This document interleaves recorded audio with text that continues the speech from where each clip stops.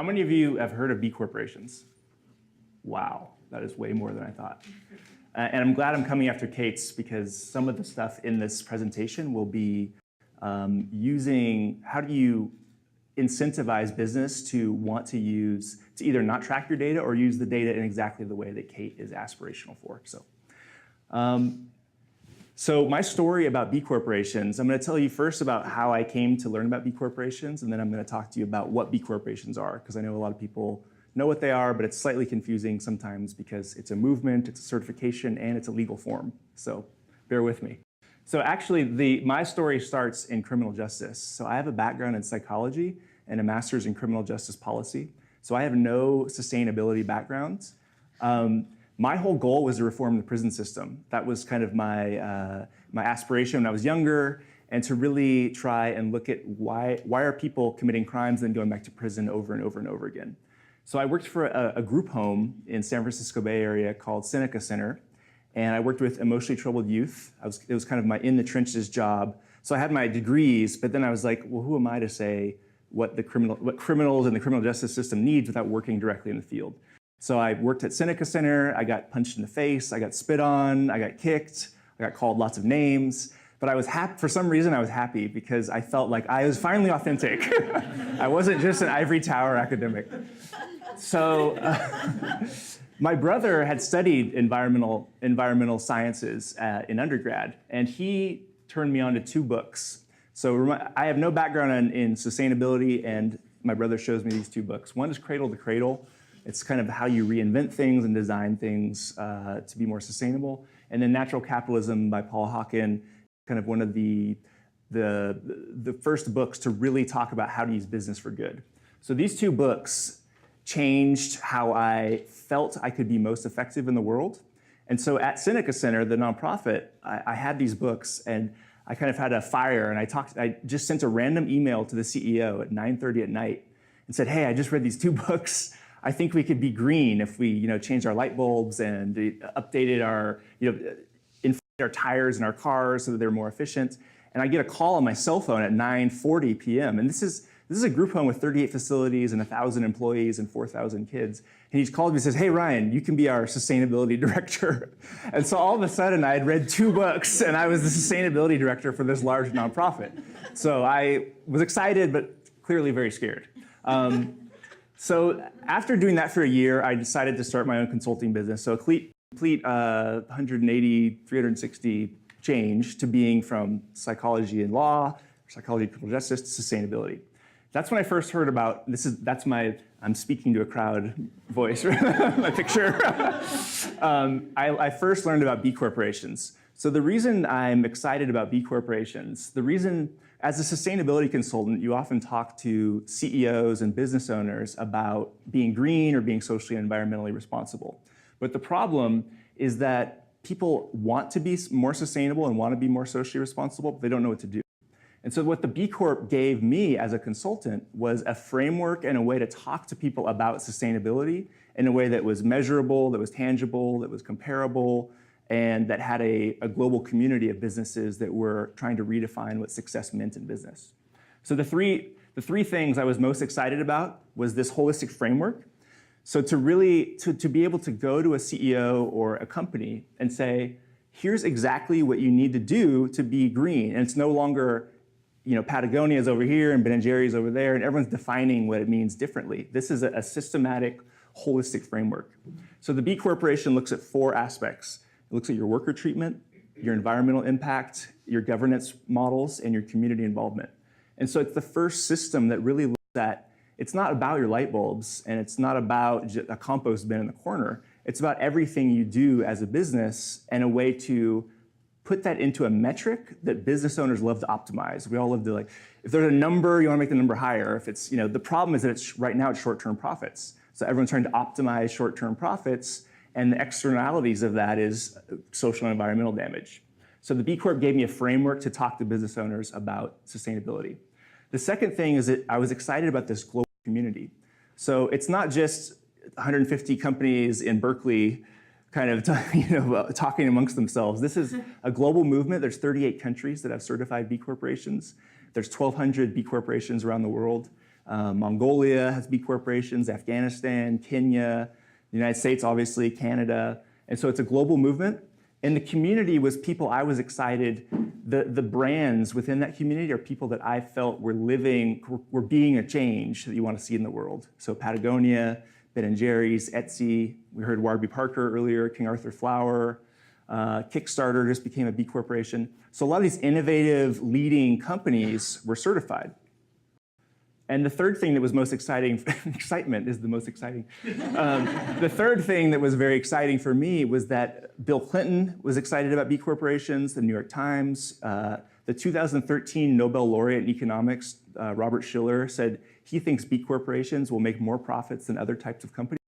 So it's companies that consider more than just profits that are actually considered to be more profitable. And it's not just a few greeniacs saying that. There's studies by Goldman Sachs, McKinsey, Deloitte, Harvard Business School, MIT, that are saying that these companies that are considering community involvement, environmental issues, these are the most profitable companies. And so for me, it was exciting to be part of something that was looking, that really resonated with what I believed. So the second part, let's go into what is a B corporation. So I mentioned it's a movement of people. So it's a global movement of companies who are trying to redefine success in business. And then, so that's the macro scale. On a micro scale, it's both a certification and there's a legal framework. And I'll talk about those two.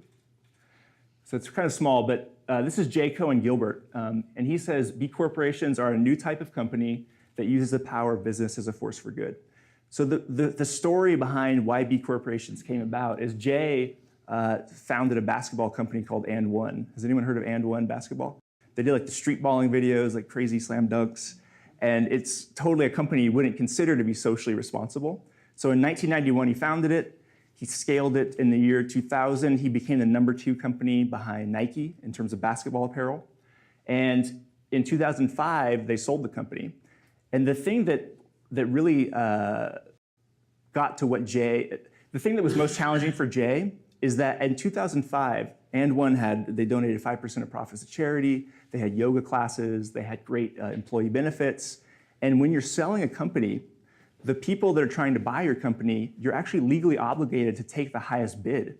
So if you have to sell your company to a company that's offering the highest amount of money, no matter what their social and environmental policies are. When Jay sold And One in 2005, the company that bought And One, within 6 weeks, removed all of their social and environmental benefits. And so the company was completely stripped. And so this has happened to people like to Ben & Jerry's, Burt's Bees, a lot of those great charismatic entrepreneurs who start a business from the beginning. It's how do you keep that momentum beyond the original charismatic founder? And so the two needs within the social and environmental community. So when Jay sold his company, he talked to people who were in the impact investing space, people who were in the social business space, and said, what do you guys need? Like, what are the most important things? The two things they said were, we need standards, so a way to tell a good company from just good marketing. So for example, Chevron, I live in the San Francisco Bay Area, Chevron's in Richmond, and they have LEED certified buildings, which is good, but you wouldn't consider Chevron to be a green business. And so they really said, we need a way to say, your product is good, but what's your whole company doing on a holistic scale? And the second thing they said they needed was a legal framework to allow a company to put into its foundational legal documents that we will consider more than just profits when making decisions. And so it gives entrepreneurs the freedom. So as you're scaling your business and say you take on investors to raise venture capital, and say that investor now owns 50% of your business, previously that investor could say, hey, this green stuff you're doing, that was cool in the first year. Let's get rid of that so we can jack up the profits and potentially get a sale. So if you're a benefit corporation, you can actually protect that mission statement legally. And so you're no longer obligated to consider short-term profits only. And I'll talk about that in a little more. So last 20 years, we've had fair trade, we've had LEED certification, we've had Energy Star, we've had organic. But if you have an organic apple, that's great. It's a sustainably sourced apple, but it doesn't tell you about the worker who picked it. And so the next 20 years is ideally let's look at the whole company. And this is, for those of you coming to my workshop tomorrow, I'll talk about this in more detail, but briefly, one of the best parts of the B Corp certification is this nutritional label they put on companies. So It tells you in detail their governance, their workers, their community, and environment scores. And so it's putting numbers to what these companies are doing. And there's an inherent competitive nature that humans have, which is why capitalism works, that says, whatever that number is in my competitor, I want to beat it. And so right now, it's short-term profits. It's like, what is our quarterly earnings? Let's try and beat the company. So you're kind of not paying attention to all these other issues. But with the B Corp, the B impact assessment, you can say, if I'm 115 and this other competitor is 130, what are they doing to get to that score? So you're creating an incentive to say, let's not create a race to be the best in the world, but a race to be the best for the world. So that's right. So the legal side of it, in 27 states in the United States, they've passed laws creating benefit corporations. So just to clarify, certified B Corporation is a certification. It's like a third-party stamp. It's a kind of good housekeeping seal of approval. It means you've met those standards. A benefit corporation is like an LLC or a C corporation or an S corporation. So it's actually your foundational legal documents. And within those documents is where you write things like, we want to consider more than just profits when making decisions. So to kind of counter Kate's example, I mean, not to counter, but to expand off of Kate's example, does anyone know what company this is? Ello, right. So Ello is a social network that was called the anti-Facebook. So Ello is all about privacy and not selling you ads. So in last fall, Ello was getting 50,000 new registered users every hour. And last week, they had 250,000 people sign up just last week. So there's this huge rush away from what is seen as Facebook's manipulation of your privacy rights towards a company that says, we will never sell your ads, and we will never show you ads, and we will never sell your privacy data. What the benefit corporation legal structure did for Ello is Twitter and Facebook also said, we don't want to sell you ads in the beginning when they were small.